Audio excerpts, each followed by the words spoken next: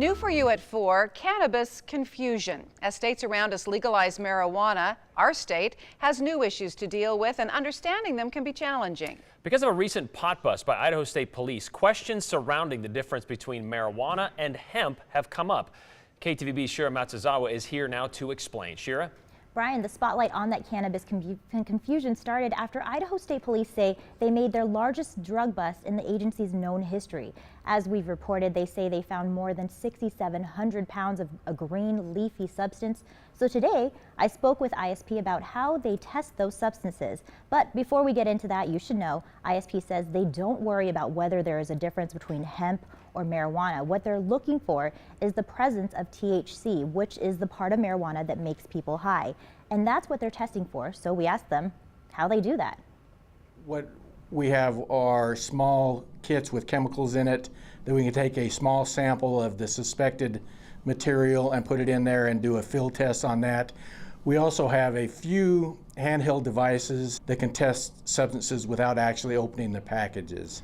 ISP says that device is using light waves to see what's inside the package, and if there is a THC presence, they will then send a sample of that substance to a forensics laboratory to confirm what they found. When it comes to how accurate those field tests are, Deputy Director Kelly, who you just heard from, says in his experience, he has never seen a field test that was not confirmed by the laboratory.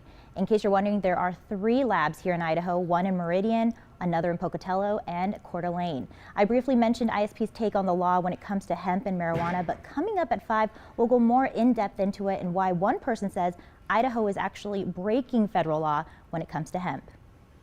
All right, thank you, Shira, and I'm looking forward to that in the news at 5 because there's a couple of distinctions here that happened over the last few years. A lot of that has to do with the percentage of THC that's in whether it's hemp or marijuana, and right now it's 0.3%, so 0.3% that occurs naturally in hemp. Is that correct, Shira? Yes, so if it's less than 0.3%, then in other states or federal law says that is legal, but here in Idaho, state law says it doesn't matter. So. And any portion of that, it doesn't have, I mean, it could be 0.1% and it would still be illegal. Correct. Here in Idaho. Any portion of THC that they find is illegal, according to ISP. And I guess that's why those lab tests are so important. I would guess that they will drill down and get a little more specific in terms of the THC content. Is that right? Absolutely, yes. And like we heard from ISP, they say that they test these in the field and then they send it for confirmation to the laboratory as well.